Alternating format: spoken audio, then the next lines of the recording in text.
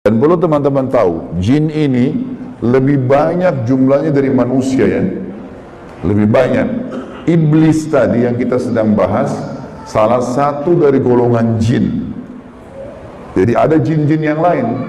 Allah ceritakan dalam surah jin, khusus surah nomor 72 bicara masalah itu. 18 ayat pertama, itu Allah menceritakan tentang masalah adanya jin-jin beriman. Jadi di alam jin ada jihad, ada dakwah.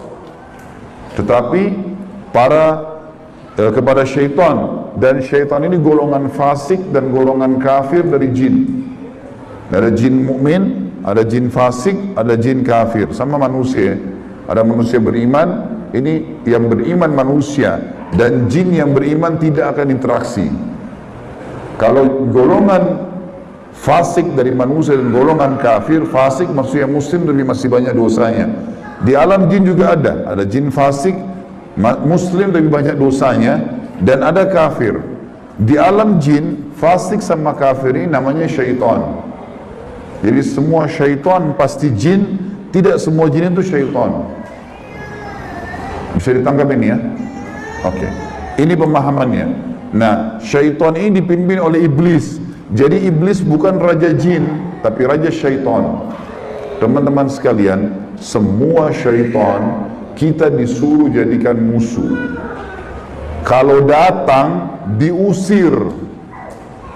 Kalau kita ganggu syaitan, atau syaitan ganggu kita, kalau kita diganggu oleh syaitan, maaf, bahasanya gini, kalau kita diganggu oleh syaitan, tadi saya keliru ucapinnya. Kalau kita diganggu oleh syaitan, kita harus usir.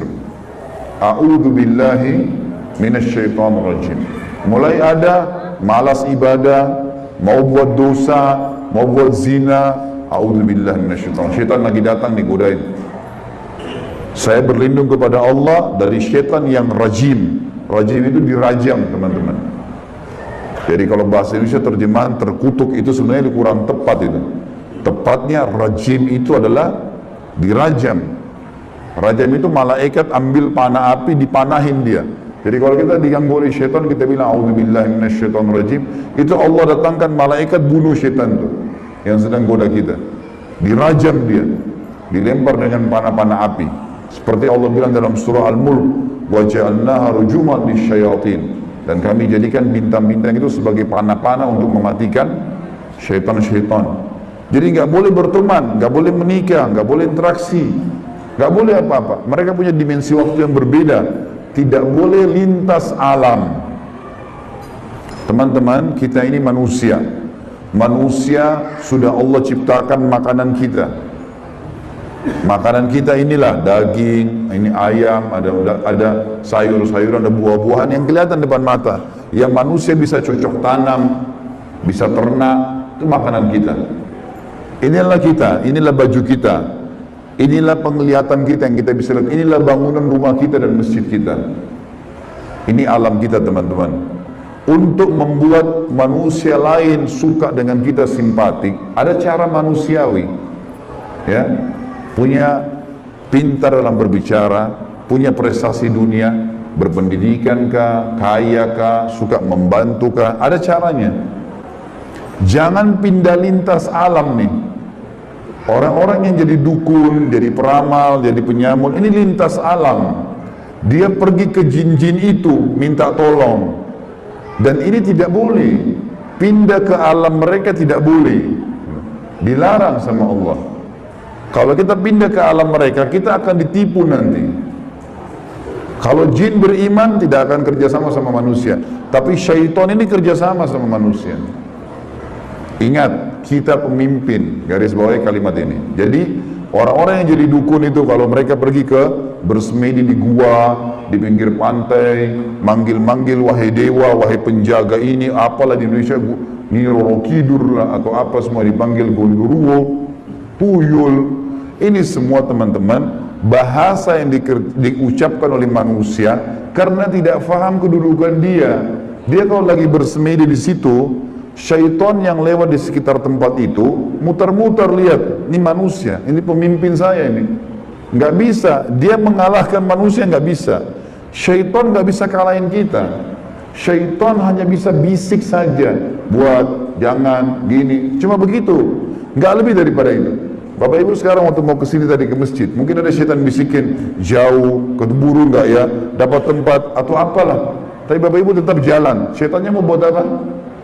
Nggak bisa buat apa-apa, cuma bisa bisik. Jangan gini, gitu, segala macam. Cuma itu, manusia kalau bantah, nggak bisa buat apa-apa dia. Nggak bisa setan menjelma cekik kita, enggak, kamu harus berzina. Enggak. Setan cuma bisik, itu zina, itu perempuan, itu begini. Tapi kalau saya bilang enggak, saya nggak mau. Terus setannya buat apa? Gak bisa buat apa-apa, lemah sekali. Allah bilang inna kaidah syaitani kana dha'ifa. Syaitan itu lemah sekali. Kalau ada manusia yang tidak faham tentang kedudukan mereka sebagai khalifah, ditipulah oleh syaitan itu. Sama tadi orang bersemedi itu. Sebenarnya teman-teman sekalian, di muka bumi ini yang mengatur kadar udara oksigen yang kita hirup, populasi manusia, populasi hewan-hewan, kadar panas, udara, api, air, segala macam, ini ada malaikat-malaikat. Teman-teman kalau mau baca surah Al-Ma'arij dan surah Al-Buruj, surah nomor 77 dan surah nomor 79, di situ disebutkan panjang lebar tentang tugas-tugas malaikat. Jadi yang urus lautan, urus gunung, urus tumbuh-tumbuhan, semua ini malaikat, makhluknya Allah. Rukun iman kita yang kedua, kita harus yakin mereka ada. Nah, kalau ada manusia datang ke gua-gua ini, minta-minta, panggil syaitan, panggil dewa, panggil penjaga gua atau apa saja, syaitan di sekitar situ tadinya takut sama manusia ini. Makanya orang kalau bersemedi nggak pernah kurang dari 3 hari, 1 minggu, ada yang 1 bulan, ada yang bertahun-tahun bersemedi. Baru syaitannya keluarin suara tuh. Dilihat orang ini kok bodoh benar, duduk nggak makan, nggak minum, iya. Iya, kamu mau apa? Saya mau ilmu kebal. Lihat, perhatikan syaitan tipu dia. Disuruh makan kotorannya sendiri, disuruh minum darah, disuruh ini, lintas alam lain nih. Manusia tidak mungkin mau minum darah. Fitrahnya kita nggak suka itu. Alam kita beda, kita nggak boleh makan itu memang. Allah buat kita nggak suka itu. Syaitan suka dengan bau-bau busuk, bau kotoran. Manusia nggak suka. Syaitan suruh manusia ini ikuti dia, suruh bersemedi. Dan ini disebutkan teman-teman, sebab turunnya surah jin ini karena ada orang-orang Arab jahiliyah dulu. Mereka ini teman-teman kalau mau kalau lagi perjalanan bagi safar, kepala sukunya, kepala kafilah, kepala perjalanan itu kalau sudah istirahat di satu lembah, dia tiba-tiba keluar, dia ambil setengah bekal makanan, dia bawa ke tengah-tengah lembah, lalu dia bilang begini, wahai penjaga lembah, ini setengah bekal kami, jangan ganggu kami ya. Ini perkataan siapa? Perkataan kepala kafilah tadi. Maka Allah bongkar dalam Al-Quran, dalam surah Jin, Allah katakan 18 ayat pertama diantaranya, fazaduhum rahaqa. Maka syaitan-syaitan di sekitar lembah itu semuanya makin mengerjai mereka, makin jadi tuh. Kalau ada satu kampung misalnya kayak di Indonesia ini paling banyak seperti itu. Ada satu kampung lewat jembatan, tersebar berita itu di jembatan kalau malam hari ada nenek-nenek tuh. Syaitan tunggangi itu isu.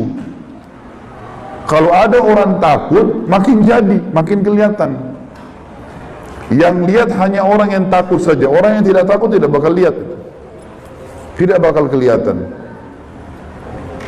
Tentu teman-teman sekalian, kita ini sampai azan Isya, sholat Isya dulu baru kemudian kita lanjutkan materinya. Teman-teman sekalian, kalau ada satu rumah orang bunuh diri di situ, orang bunuh diri. Kalau kita lewat, pagarnya rumah orang itu 10 meter. Kita lewat 1 meter pertama, 2 meter pertama, semua syaitan di sekitar rumah itu bisikin kita. Itu yang bunuh diri perempuan, rambutnya panjang, matanya belalak, keluar darah dari hidungnya. Terus, sebelum antum ini, anda ini ngelewatan 10 meter pagar itu, dia takut-takutin. Kalau kita takut di 5 meter misalnya, balik ke sana kita lihat benar tuh. Perempuan yang gantung diri itu kita lihat, padahal sebenarnya tidak ada. Itu permainan syaitan di sekitar rumah itu. Ini saya bongkar kedoknya biar Bapak Ibu tahu. Jadi syaitan kalau di sini marah sama saya, biarin aja dia marah. Karena emang dia begitu kerjain manusia. Dia kerjain manusia. Kalau ada teman kita jalan tanya, kamu takut gak? Kamu lihat gak? Dia bilang enggak, karena dia tidak takut. Kalau dia takut, dia bayangkan nenek-nenek misalnya, dia lihat nenek-nenek di sana. Jadi orang makin benar, makin tahu tauhid ini, makin tahu kisah awal Nabi Adam, musuh kita syaitan, Allah bilang syaitan itu lemah, tidak bisa buat apa-apa. Ini semua teman-teman sekalian akan membuat seseorang di antara kita jadi kokoh, jadi tidak mudah tergoda oleh syaitan. Dan ini makna daripada hadis Nabi SAW.